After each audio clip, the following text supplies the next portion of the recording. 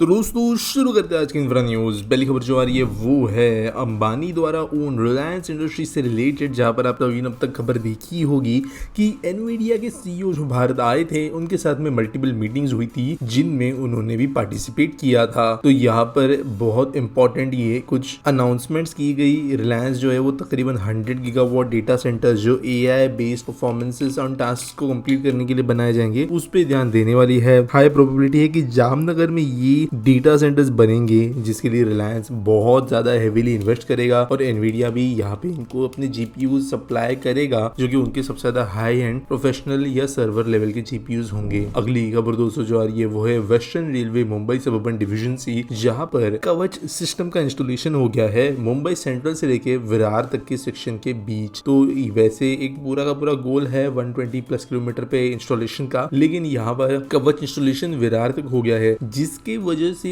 जो फ्रीक्वेंसी है और इसके अलावा जो पंक्चुअलिटी है वेस्टर्न रेलवे के जोन में वो और बेहतर हो सकेगी। हेडवे भी कम हो सकता है। वैसे वेस्टर्न रेलवे ज्यादा लेट होती नहीं है सेंट्रल के जैसे, तो यहाँ पे टाइम और डिलेस का तो इशू ज्यादा बड़ा है नहीं, लेकिन फिर भी एक सेफ्टी के हिसाब से आप कह सकते हो बेहतर चीज हुई है। अगली खबर दोस्तों ये भोपाल मेट्रो के पैकेज 2 से रिलेटेड, जब पर 4 कंपनीज ने क्वालिफाई किया है टू बिड इन कंस्ट्रक्शन। तो दोस्तों यहाँ पर अगर हम बात करें कंपनीज की तो एफको इंफ्रास्ट्रक्चर, कल्पतरु ग्लिमार्क, जीवी, Larsen and Toubro limited, Tata projects, in company ने क्वालिफाई किया है। 1121.63 करोड़ का ये प्रोजेक्ट है 3 साल के डेडलाइन के साथ, जहां पर 13 स्टेशन बनाए जाने हैं, 14.99 किलोमीटर की लाइन बननी है करोड़ सर्कल से लेके एम्स के बीच में। अगली खबर दोस्तों जो आ रही है वो है बैंगलोर मेट्रो रेल कॉर्पोरेशन से रिलेटेड, जिन्होंने कहा है कि उन्होंने लेटर लिखा है BBMP और सेंट्रल और स्टेट गवर्नमेंट को परमिशंस के लिए for the inauguration of 3.7 kilometre line green line extension. तो बेसिकली एक छोटा मेट्रो का एक्सटेंशन है जिसके सेफ्टी ट्रायल्स वगैरह कंप्लीट हो गए हैं, रेल कमिश्नर के द्वारा अप्रूवल दे दिया गया है जो कि अगस्त में ही दे दिया गया था, लेकिन अब तक इस लाइन को ओपन नहीं किया गया, तो इसको ओपन करने की परमिशन वो मांग रहे हैं। अगली खबर दोस्तों जो आ रही है वो है 2 सिग्निफिकेंट रेलवे प्रोजेक्ट से रिलेटेड जिनको रेलवे कैबिनेट ने अप्रूवल दिया है। तो ये प्रोजेक्ट है बिहार और आंध्र प्रदेश के अंदर। बिहार की अगर हम बात करें तो doubling of Narkatiaganj Raxaul Sitamarhi Darbhanga railway line और सीतामढ़ी से लेकर मुजफ्फर सेक्शन के बीच का यहाँ पे मेन काम होगा 256 किलोमीटर का। और दूसरे प्रोजेक्ट की बात करें तो वो है construction of new line between Errupalem and Namburu via Amaravati, जो कि 57 किलोमीटर का होगा। तो अमरावती के बारे में आप जानते हो न्यू कैपिटल प्लान सिटी बन रही है। इसके अलावा बिहार में एक लाइन नहीं बन रही है, तो थोड़ी बॉर्डर इसके पास से भी गुजरेगी। इसके वजह से मल्टीपल स्टेट्स को बेनिफिट होगा और एडिशनल रेलवे रूट हमारे रेलवे के पूरे नेटवर्क में ऐड होगा। अगली खबर दोस्तों आ रही है मध्य प्रदेश से, जहां पर वर्चुअली परफॉर्म कर ली गई है ground breaking ceremony for 6 industrial units in Pithampur from regional conclave held in Rewa. तो आप जानते हो रेवा में एक काइंड ऑफ कॉन्क्लेव हो रहा है डेवलपमेंट का। मैंने कल भी खबर दी थी कि कैसे उसके अंदर बड़े इन्वेस्टमेंट्स आ रहे हैं। तो यहाँ पर जो 6 कंपनीज ने प्रपोजल्स दिए थे 2252 करोड़ के, उनके यहाँ पर फाउंडेशन स्टोन को ले किया गया है। बात करें कहाँ पे, तो यहाँ पर पीथमपुर सेक्टर 7 के अंदर 46.5 एकड़ के प्लॉट्स है जहाँ पर major factories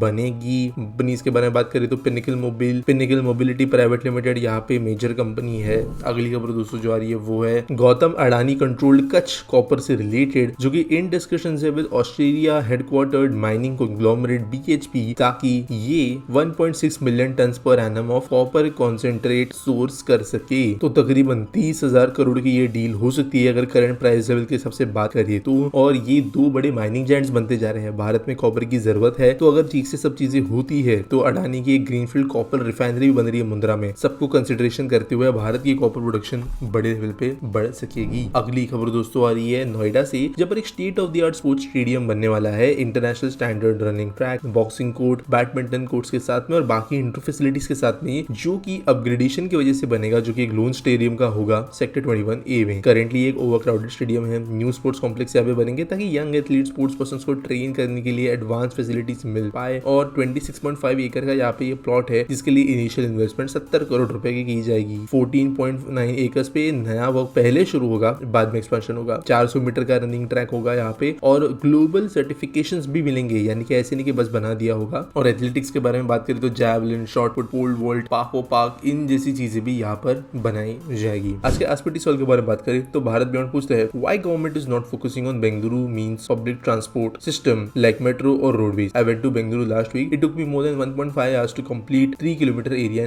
in city center. Metro in Bengaluru is too small and connects only major areas. तो देखो यार बेंगलुरु का जो फिनोमिनन है ना, उसमें गवर्नमेंट की बहुत बड़ी गलती तो है, लेकिन कहीं ना कहीं यहाँ पे चीजें इस तरीके से प्ले आउट हो गई, इसको संभाल पाना मुश्किल था। बेंगलुरु बहुत ही ज्यादा तेजी से ग्रो हो गया 1990s के पहले या मिड 1990s तक। बेंगलुरु टीयर 2 सिटीज में भी काउंट नहीं होता था। बेंगलुरु जो है बिल्कुल भी मेगा सिटी या कोई बड़े मेट्रोपॉलिटन के लाइन में आता ही नहीं था। Y2K क्राइसिस के बाद में, बड़े आईटी बूम के बाद में जो है 10-15 साल में आईटी के एक्सप्लोजन की वजह से बेंगलुरु ग्रो हुआ है। तो शहर जो है कैचअप कभी कर ही नहीं पाया उसकी बढ़ती पॉपुलेशन के साथ। दूसरी बात, बेंगलुरु ऐसा शहर है जहां पर इनकम्स बहुत हाई है आईटी की वजह से, जो है यहाँ पे average salaries one of the highest है पूरे देश के अंदर, जिसकी वजह से गाड़ियां लोग खरीदते हैं। अब बेंगलुरु के अंदर अगर मेट्रो को देखे, बेंगलुरु सबअर्बन रेलवे को देखे, तो ये one of the most sophisticated आप कह सकते हो नेटवर्क्स बन सकता है पब्लिक ट्रांसपोर्टेशन का। लेकिन ये प्रोजेक्ट एग्जीक्यूट करने में टाइम लगता है। नमा मेट्रो के सारे कॉरिडोर्स को देखे तो डिजाइनिंग तो जबरदस्त है, लेकिन ठीक से जो है अब तक कंस्ट्रक्शन हुआ नहीं है। छोटे फेज में ओपन है, जो ओपन है वो भी अच्छा खासा रिस्पॉन्स मिल रहा है उनको, और बाकी फेजेस खुलने के बाद में और चीजें बेहतर बनेगी। एट द सेम टाइम इससे ज्यादा जरूरी प्रोजेक्ट मेरे हिसाब से बेंगलुरु सबअर्बन रेलवे प्रोजेक्ट है, क्योंकि वहां पर कैपेसिटी ज्यादा लोगों को होल्ड करने की होगी। और रोड्स बना के कोई मतलब नहीं है बेंगलुरु में अभी, क्योंकि गाड़ियां खरीदने की कैपेसिटी बहुत ही ज्यादा है बेंगलुरु में। पब्लिक ट्रांसपोर्टेशन पे सरकार पीछे छूट गई है, शहर आगे बढ़ गया है, और इसकी वजह से इमीडिएट सोल्यूशन कोई है नहीं बेंगलुरु जैसे शहर के लिए। उम्मीद करता हूं आपको सवाल का जवाब मिल गया होगा। आपके पास कोई सवाल है तो आप कमेंट सेक्शन में मुझे पूछ सकते हो। अगर आप कोई न्यूज सबमिट करना चाहते हो तो आपको डिस्क्रिप्शन में एक लिंक मिल जाएगी। बाकी वीडियो अच्छा लगा होगा तो इसे लाइक करें, चैनल को सब्सक्राइब करें, नोटिफिकेशंस ऑन करना, अपना फीडबैक देना,